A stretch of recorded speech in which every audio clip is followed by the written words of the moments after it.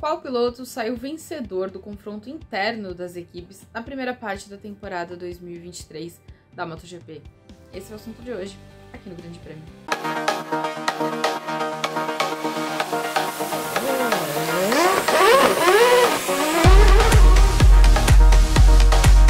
Pode até nem parecer, né? Já que o ano da Yamaha não é assim dos melhores.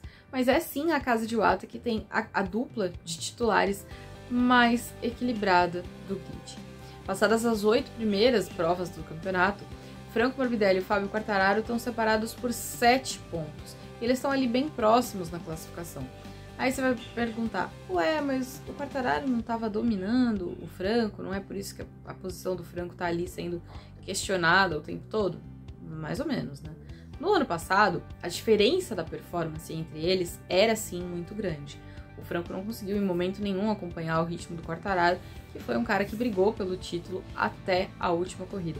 Ainda que ele tenha chegado lá na prova final, basicamente sem grandes chances, né? O Pecco precisava mais ou menos passear para garantir aquele título. Então a situação não era nada favorável para o Quartararo, mas sim, ele é o vice-campeão e ele é o cara que brigou pela taça até o último instante. Já o Morbidelli estava sofrendo ali bastante para ficar na zona de pontuação, para ficar entre os 10 melhores. Então 2023 precisava ser um ano de recuperação depois de um 2022 bastante ruim. E o Franco conseguiu fazer isso. Ele conseguiu pelo menos se aproximar do nível de performance do companheiro de equipe.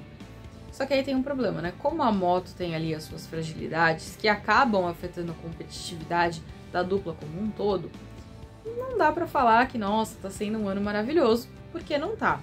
O Quartararo tem um único pódio até aqui, o Franco nem isso, mas entre eles a situação tá ali um pouquinho melhor. O Quartararo aparece mais, ele se destaca um pouco mais ali durante os treinos, durante a classificação, mesmo durante as corridas, mas ele também teve algum azar ao longo dessa primeira parte da temporada 2023, então daí que a gente vê essa proximidade maior entre os dois pilotos. No outro extremo, né, quem tem a maior diferença, tecnicamente é a Ducati, porque tem ali 176 pontos de diferença entre o Francesco Bagnaia e o Enea Bastianini. Só que a Ducati não vale nessa brincadeira, né? Porque enquanto o Pecco disputou os 8 GPs do ano, o Enea teve só em 3, porque ele foi vítima, né, ele foi nocauteado no segundo dia da temporada, lá na corrida sprint de Portugal. Passou muito tempo afastado, precisando se recuperar fisicamente. Ele teve uma fratura que ele não precisou operar, mas aí o tempo de recuperação foi longo. Quando ele conseguiu voltar ativa, ele ainda não tá na plena forma física dele. Então é uma comparação que fica meio injusta, porque eles efetivamente não disputaram o mesmo número de corridas ao longo do campeonato. E aí a gente olha para quem tem ali, né, uma grande diferença e tá na realidade.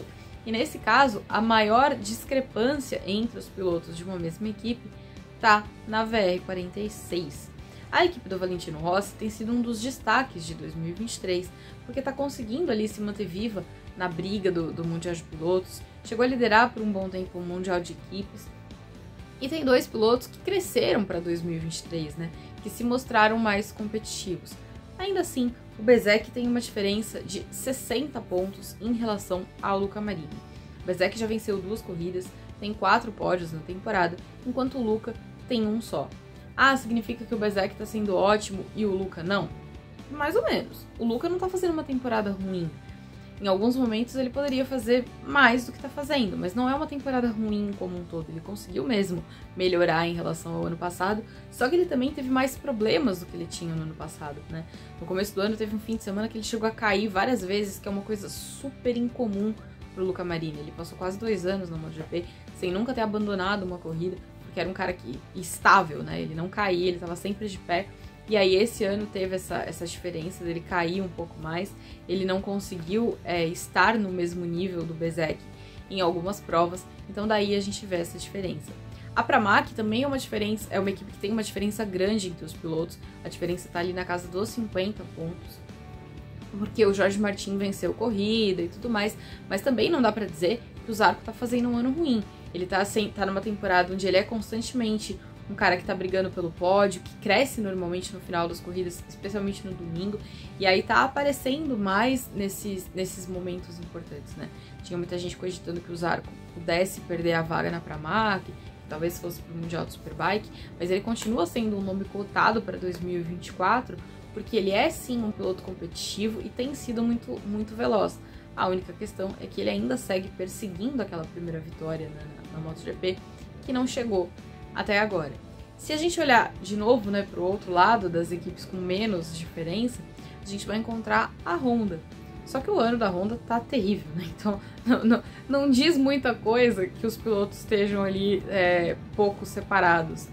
Eles têm 10 pontos de diferença entre Marc Marquez e Joan Mir. Marc Marquez perdeu corrida, Joan Mir perdeu corrida. Marc Marquez tem só 15 pontos na temporada, o Mir tem só 5. Então não surpreende, né, que essa diferença entre eles seja tão pouca assim, porque o ano tá ruim para os dois. Talvez em outras condições, se a gente tivesse uma moto mais estável, uma moto menos arredia com os pilotos, talvez a gente visse um cenário diferente, porque o Marc Marquez sempre dominou os companheiros de equipe com relativa facilidade.